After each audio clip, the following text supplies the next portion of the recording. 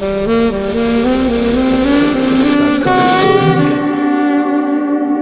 to Tell Me a Ghost Story, the late night call-in podcast where we delve into the world of the supernatural and explore the eerie and unexplained. I'm your host, Michelle Newman. This podcast features true stories from our callers that will send shivers down your spine and leave you questioning the existence of the afterlife. So grab a cozy blanket, turn down the lights. Hi there, Michelle. My name is Hannah, and I'm calling from Dartmouth, Nova Scotia in Canada. I'm a big fan of your podcast, and for the very first time, I have a story now that I can finally share. This is about a music school that I attend nearby, and I guess I'll keep the name private just for privacy's sake. And basically, so specifically, I'll start with the thing that happened to me. So the other night, we were doing our weekly choir rehearsal around like 8 or 9 in the evening, and the house where the music school is in the music school is in an old house in downtown Dartmouth, and it is, originally, I don't know, built 100 years ago, or who knows, it's been there a long time, and it used to be a home, and now it's been converted into this space for this music school. So the room where we practice for choir is in the kitchen, and so there's a little kitchen area off to the side. So the other night, when we were in the kitchen room practicing, so all of a sudden the dishwasher turned itself on. And we were looking over and saying, wait, how did that happen? No one was over there. And so the choir teacher says, oh no, that's just Edith. And so I leaned over to look at the dishwasher, which was kind of next to me, and I looked to see, like, is there any timer on this thing? Like, could it have turned on automatically based on a timer going off? And we were all wondering. I didn't see any timer buttons, and my choir teacher was saying, no, there's no timer on that dishwasher, it's just the ghost. And then as I was leaning over looking at the buttons, and she was saying that, and then she said, not right now, Edith, thank you, and then right when she said, like, not right now, Edith, the dishwasher turned itself off again. I was staring right at it, and I was not touching it. It happened all by itself. We were all in the room, we all saw it. It was so eerie. And so then our choir teacher went on to tell us all these stories about Edith. So I guess it sounds like she is some kind of a matronly figure, some kind of maybe teacher type figure, because my choir director tells us that she actually in the past has done even more kind of making herself known and more activities. Like, she has in the past been known to knock things off the shelves and cause lights to flicker. So she is quite active, as it sounds. In fact, we can sort of tell that she's some kind of a teacher type figure because she doesn't like it when the kids misbehave. Like when the kids in the music school are being rude to their teacher or, acting out or whatever, she will flicker the lights and maybe knock something off the shelf to be kind of put them back in line and tell them that she doesn't appreciate misbehavior. And my choir teacher has also told us that she's definitely sensitive to, protective of her space and the energy in her space. In the past, whenever, my choir teacher was venting out some, anger, playing the piano really loudly and kind of crashing down on the keys, and Edith did not like that. She did not like having that angry energy, so my choir teacher apologized and, said, okay, I won't bring that into your space anymore, kind of.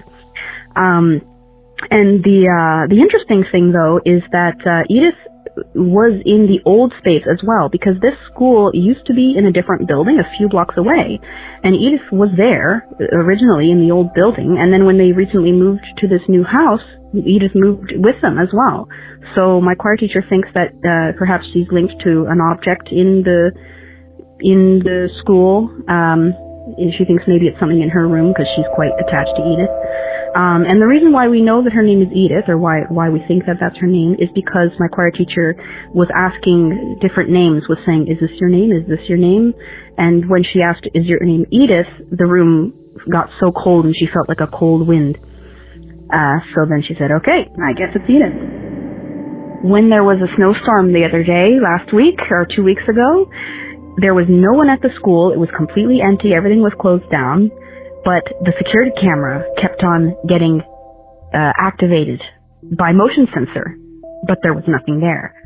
So my choir teacher keeps getting these notifications on her phone that there's something at the school activating the camera.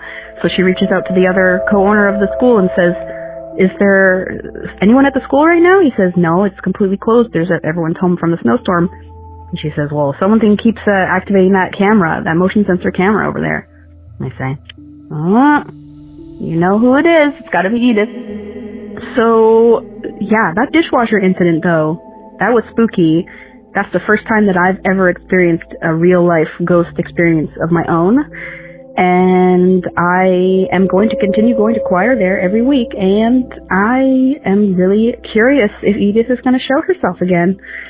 I think Edith is friendly. I don't think I have anything to fear from her. She's just there to help guide the kids and keep everyone in line. So I'll keep you posted. Thank you so much, Michelle. I'm a big fan of the podcast. Keep doing what you're doing. Bye.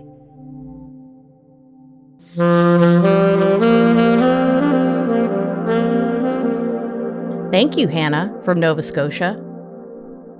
I love Edith. I genuinely love her. A ghost who turns off the dishwasher when asked, keeps the kids in line, and moved to a new building because she's attached to the people. That's not a haunting. That's a dedicated staff member. Hey, Michelle, this is James from San Francisco, the Post Street Ghost Guy. So in the early 90s, living on High Street, there was a place that I lived at that there was an actual murder that happened, and there was blood that actually went down the stairwell into the basement where there was laundry rooms, and every time I'd go down there to do laundry, it was just very unsettling. It was like very cold, and it just felt really, really unwell down there. I don't know how to describe it other than I decided to take it on myself to go up one day and buy some sage at the health food store. Brought a big bundle of sage and took it down to the basement. And when I did and lit up the sage, almost instantaneously, the room got way colder, where I could see my breath practically in the air. And it wasn't a cold San Francisco day. It was just pretty much normal down there until the weather dropped. Light bulbs started popping, windows started slamming, and I got the heck out of there. I ran up to my apartment on the 3rd floor, and I didn't do laundry there again. I didn't live there that much longer.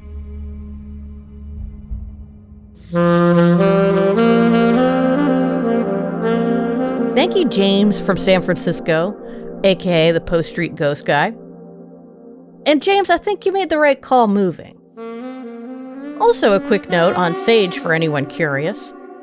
The practice of burning dried herbs to clear a space has roots in dozens of cultures across thousands of years, be it sage, rosemary, juniper, pine. You find it in indigenous American traditions, ancient Egyptian rituals, and medieval European folk practice. The interesting thing is that across almost all of them, the instruction is the same. Speak out loud, be respectful, and mean what you say. So whatever was in that basement heard him loud and clear.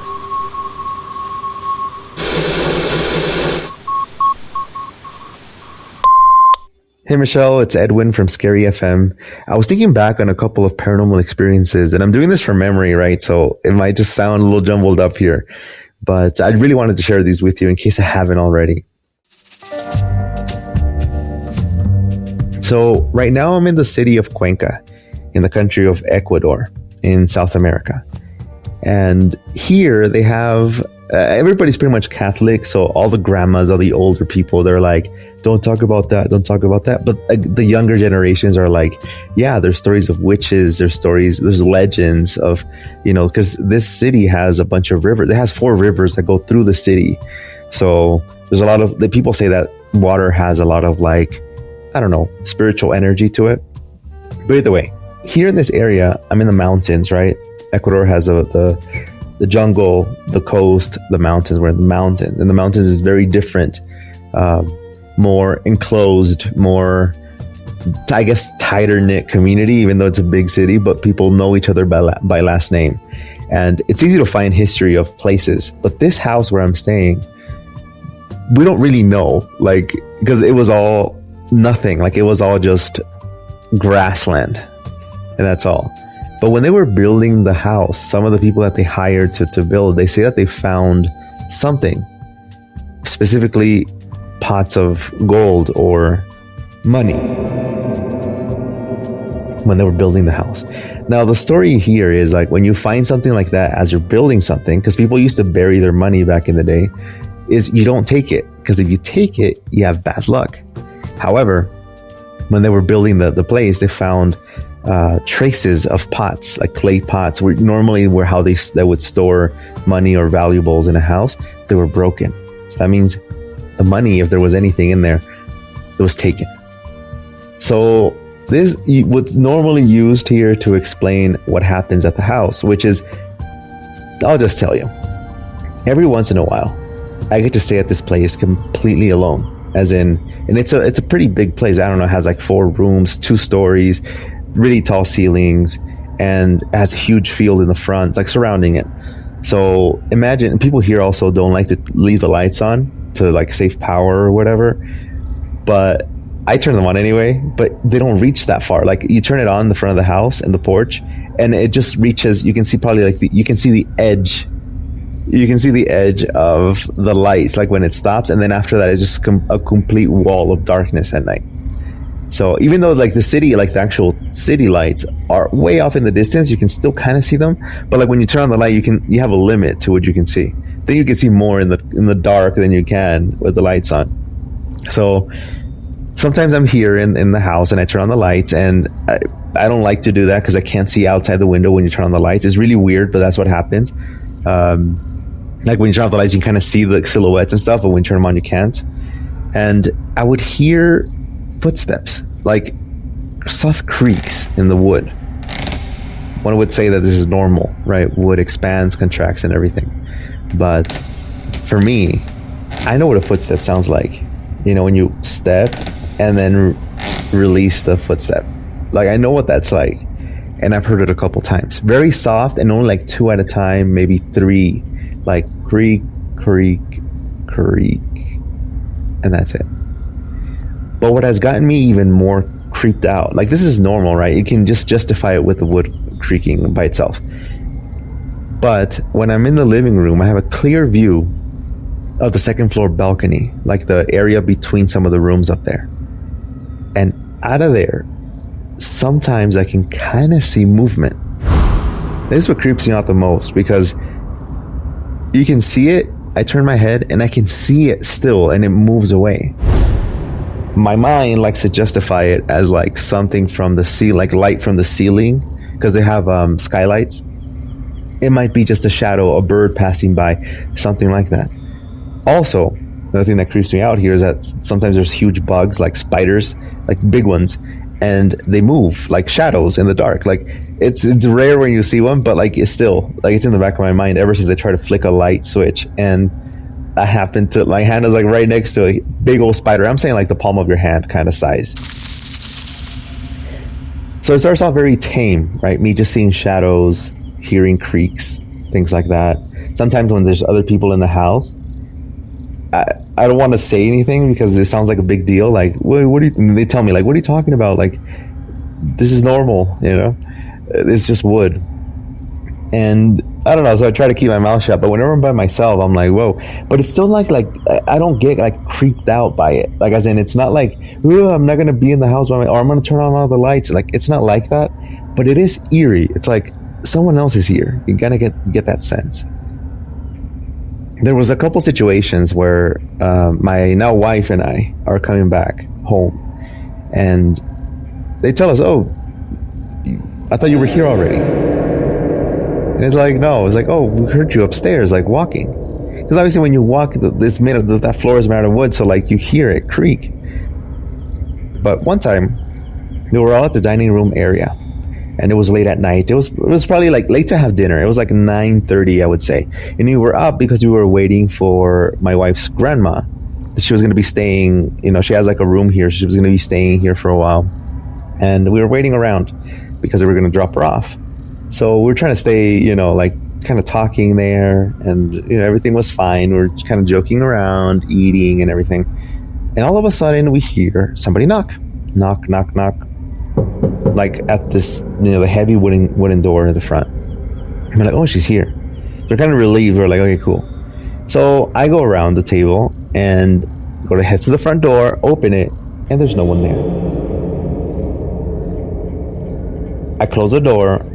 I go back to the table, and they're like, "What happened? Like, where is she?" Actually, they were expecting her to be there, and I'm like, "No, she's not there. There was no one there." I'm like, "What?" So, like, someone stands up. They go around, and they're like, "Yeah, there's no one there." Right? So like, check the other door, like check the kitchen door. So we're like, we assume they just went around, but no, there was no one there. And later on, she shows up, and we don't tell her anything because she's gonna get scared. Probably a little bit over a month ago, I would say, my wife and I were sitting at the front little bar area, like when the kitchens usually have like a counter to eat breakfast at or whatever, that has a little TV on it. So we're sitting there watching TV. It's late at night here, by the way, and also like around like 9, I would say like 9 or 10. And all of a sudden, like literally out of nowhere, we hear actual steps, like creak, creak, creak, creak, like I don't even know how to make that sound effect. It's just like, what? How do you? That sounds like a duck. It's more like like thump at the same time. Like somebody's actually walking. Boom, boom, boom. I guess that makes more sense. Like booming. Boom, boom, boom, boom. And I'm like, wait, turn off the TV. We turn it off. The dog, who is not supposed to be inside the house, starts barking like crazy. So it starts going off like whoa, like looking upstairs. And I was like, what's going on? So like I go around, I'm thinking somebody's in the house. I don't know how they would get into the second floor, right? It has no other access. I go up there, and the dog's still looking up, by the way. Like the dog's lazy. Like she's just laying down but looking up and barking. But she's not gonna go check. So I go around and I go up the stairs and I see absolutely no one there. I check the bathroom, the other room, right? I go downstairs and I'm super confused at the moment, right? I'm like, who's there? Because I guess at the time it's just my wife, me, and her grandma, who was in her room downstairs.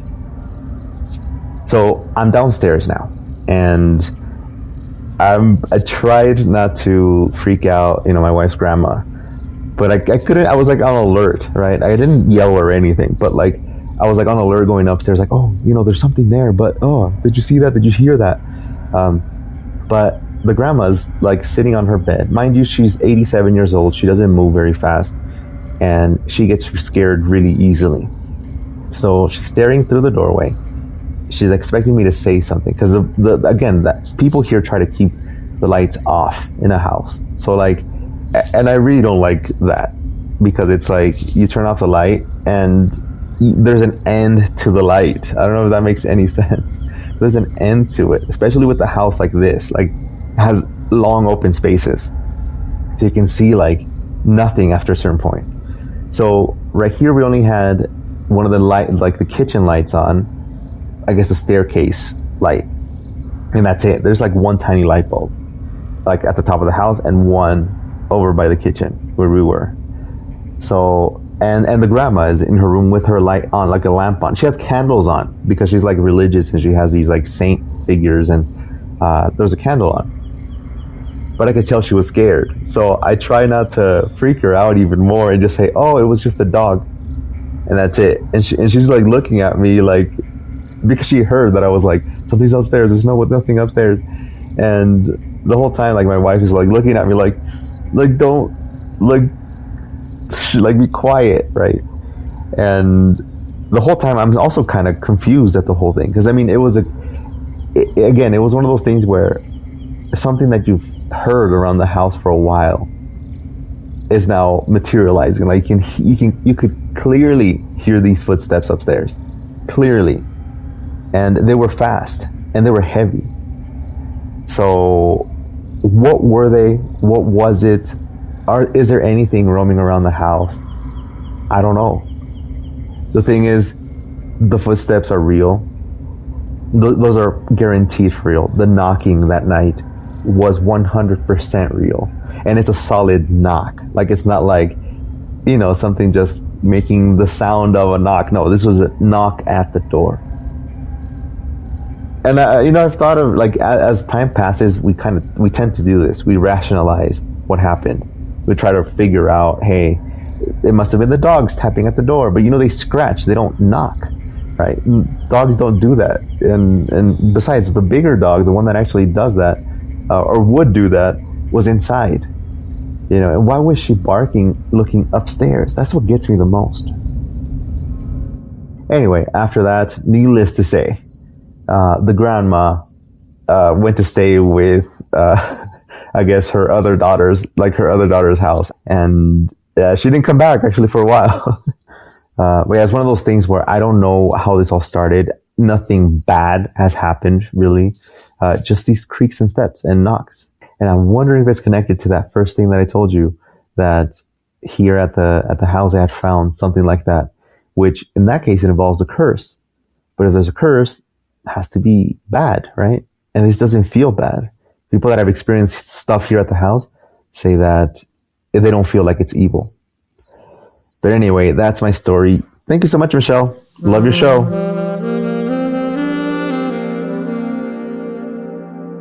Thank you, Edwin from Scary FM, calling in from Ecuador. Edwin, I have to say, the detail that got me the most was not the footsteps or the knocking or the movement on the second floor balcony. It was the dog, laying down, too lazy to investigate.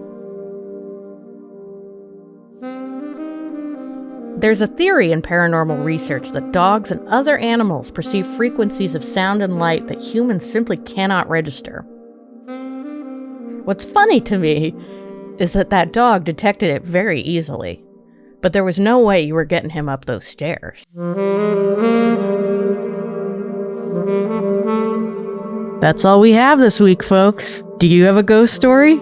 Call 701-484-2666. That's 701-484-2666.